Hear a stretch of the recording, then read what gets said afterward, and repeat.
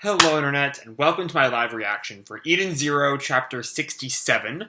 When we last left our heroes, Shiki defeated Madame Kurenai by using a homing missile that Kurenai had sent after him, and while it was homing onto him, he had latched onto the Kurenai Dragoon and used the energy of the missile and converted it into gravity that crushed the Dragoon. And the chapter ended with the Nino to shut down the Punishers, completing his heel-face turn. And Shiki brought Madame Kurenai to Homura, which is what Valkyrie wanted all along. And that's kind of where we jump into Chapter 67, Someone to Love. And our picture here is like a chibi Rebecca in a cat suit on like a really small planet or something.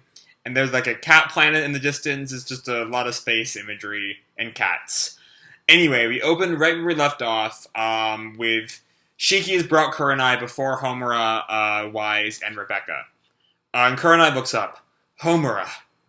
Mother? What's Madame Kurenai doing here?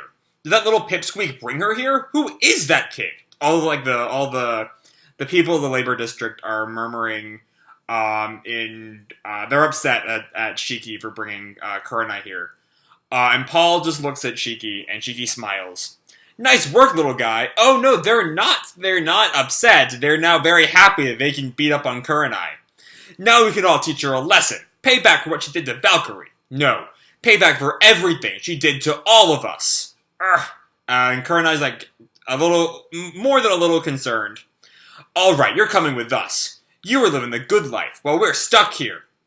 No, stop. Don't. We're gonna make sure you pay. And Shiki holds up his hand. Hold up, guys. Would you mind letting Homura decide what to do with her? And Homura looks shocked. Rebecca, Wise, Pino, and Happy all look on. Why should we? She wouldn't. And then Paul responds to everyone's like shocked reaction to Shiki. She wouldn't even be here if it weren't for the kid. The least we could do is give him a say in what happens. Paul. Besides, Homura is Lady Valkyrie's #1 disciple, and Madame Kurenai's daughter. She's got plenty of rights in this, wouldn't you say? And the townspeople respond, but she's not the only one who... and the leader cuts them off. No, that makes sense. Let's let her decide. Dude, since we are leaving it to you, do it responsibly. No forgiving her out of pity. But we will honor your decision. Is that good enough for you guys? Yeah, okay. They all leave Homura and Kurenai alone. And Kurenai looks up at her. Homura. And Kurenai just, like, stares at her. You look just like I did when I was your age. My, how you've grown. Won't you please untie me? Let me hold you in my arms. And Homura just stays silent. Please, Homura, say something. I admit I made a lot of mistakes, but I never forgot you. Not for a second. This is very clearly a lie. She's trying to like worm her way out of this, which was it's a departure from the Irene scenario that I imagined this going of her trying to like act tough, but she never cared about Homura. And then at the end revealed that she did care. It's almost the exact opposite. But Homura takes something out, takes this like storage card thing out of her sash, and scans something to life. This little, like, stuffed hamster-looking deal. I did not know we had matter-to-light conversion in this universe, or light-to-matter conversion, but I guess we do. And Kurenai starts, like, visibly shaking. It was a gift from my mother. I keep it with me at all times to make sure she'll be able to find me. I had forgotten that part of her backstory. Was that there, or is that being added in now? I imagine it was there the whole time. What is that? Do you not recognize it? Well, it is the one thing that connects me to you. And then Homura, like, summons her ether blade. But even that connection seems to have been severed. What are you? Homura!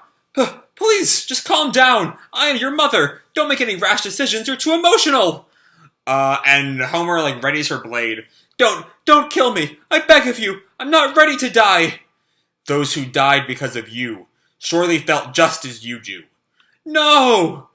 But she breaks the binding on her arms, and Kurenai is like visibly shaken up by that. She's shivering, sweating. Homura. And she looks back up at Homura.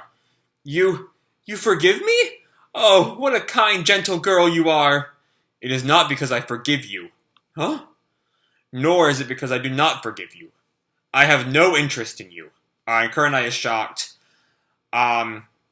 Especially when Homura like gets on her knees and bows to her. I thank you for bringing me into this world. However, I have no other feelings toward you. And Kurenai just looks at her. My mentor thought that I needed a mother, and she went to find you. But a mother is not what I required. What I needed was someone to love. You may be my birth mother, but I do not love you. I do not need you. She may not be related by blood. She may be a machine. But if I love her, then she is the one I need. It was Valkyrie.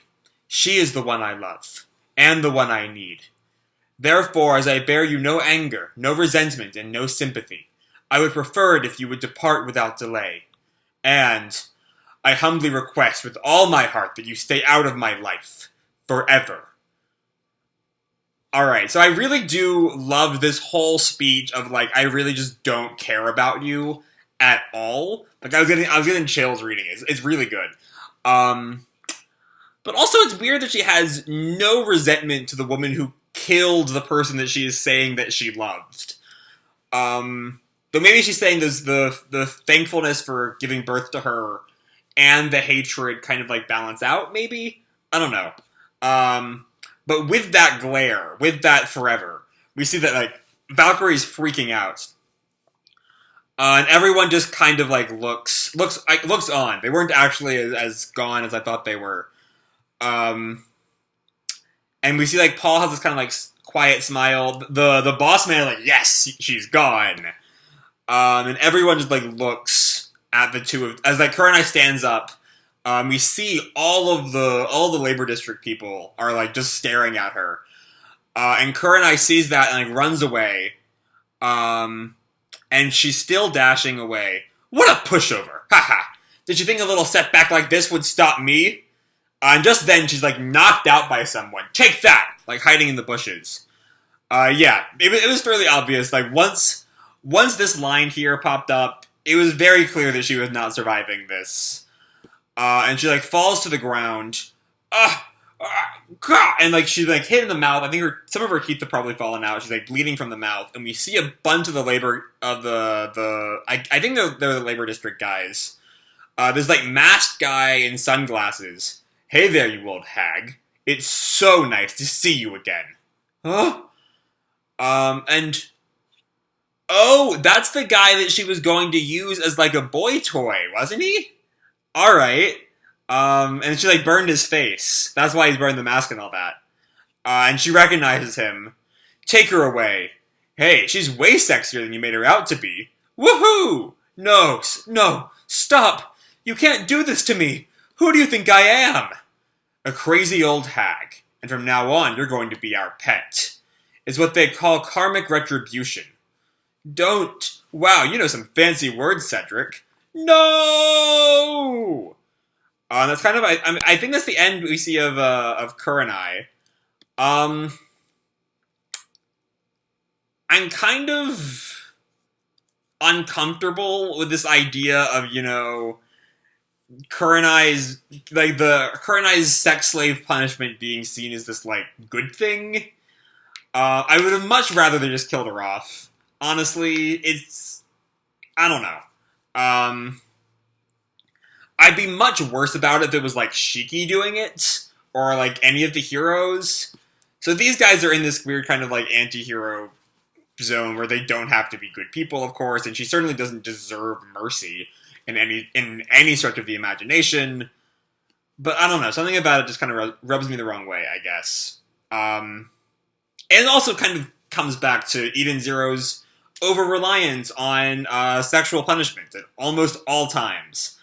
And I think that kind of brings the series down a notch. Anyway, so we then cut back to Homura and Valkyrie. And Homura's like kneeling by Valkyrie's body, and she lays the stuffed hamster at Valkyrie's feet. If this doll represents my connection to my mother, then I wish for you to have it. You were my mentor, my friend, and my mother. Thank you for all you've done for me, mother. And that is the end. Yeah, this was... I mean, so yeah, this is a chapter we have to talk about in, there are, again, 3 clearly defined scenes. The judgment of, or Homura's judgment of Valkyrie, not of Valkyrie, Homura's judgment of Kurenai, Cedric's judgment of Kurenai, and that final scene of Homura and Valkyrie. The first and third scenes were all around great. You know, Homura's just complete, like, I don't care about you anymore. And if you'll recall, way back in the Valkyrie flashback, you know, Valkyrie kept denying that she was a mother figure to Homura. You know, she's a machine, she can't be a mother, she's, you know, not human, she's not a life form at all. And so she can't be a mother to Homura. And Homura just completely rejects that entire view. You know, Homura, like, Valkyrie is her mother. She raised her. She's the person that she loves the most. Even if, and she's, I'm looking at this line, she's the one I love and the one I need. Because we know that Homura can't have Valkyrie anymore. Valkyrie is dead. So I don't know if need is the right word there. Because, like, again, I don't think that... I'm trying to find the right way to put this. I think implying that Homura needs someone who isn't there makes her kind of dependent, I think? I don't know. It's a minor thing, I admit. But anyway... I do love that final line. I humbly request with all my heart that you stay out of my life forever. And you can tell by, like, the look on her face, it's not a humble request. It's a get the fuck out or I will kill you next time. So that's all well and good. And I said my thoughts on the Cedric scene already. I'm not really big on, you know, the sex slavery as this, like, karmic retribution...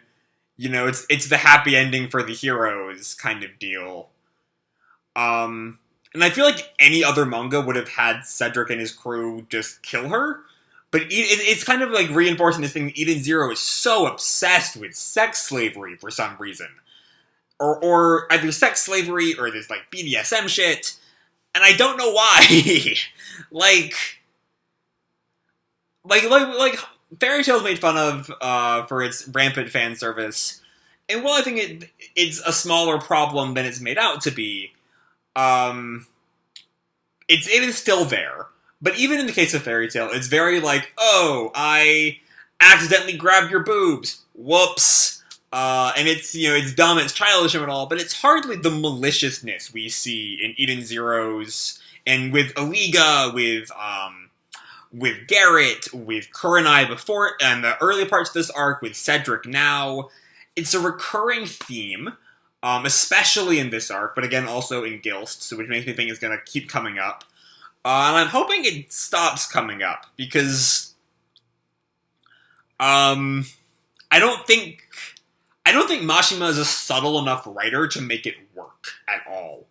Because, you know, Mashima is very, like, loud and brash, and this feels like a topic that needs a non-loud, non-brash hand to make it work. That's my 2 cents. Anyway, I love this scene with Homura and Valkyrie at the very end. So yeah, the arc I don't think is quite over. I think my hope is that for the next couple of chapters or so, I don't think we're gonna have a long part of this arc. We'll see if Draken shows up to extend the arc a little while. But you'll recall from my earlier videos on Sun Jewel that I really love the idea of the bustling, glistening city with the dark underbelly. I thought that was a really neat idea. And it's still kind of there throughout all this arc, just with in the figure of Kurenai and the labor district. But I really want to see how the rich people take Kurenai being gone, and the oppressed people of the labor district now rising up and trying to stake their claim as equal citizens. I really hope that's kind of where we take the rest of this arc, because that's a really interesting theme to go into. And it was kind of dropped for a more simplistic, bad guy versus good guy, but it's still kind of there, like in the threads of the story. And I really hope as we end Sun Jewel, we focus on that more. So yeah, that's all I have to say for this week's video. Hope you all enjoyed the chapter and the video itself. If you did, feel free to drop me a like or subscribe or, do whatever makes you happy, And remember, your life is your own, okay? Bye!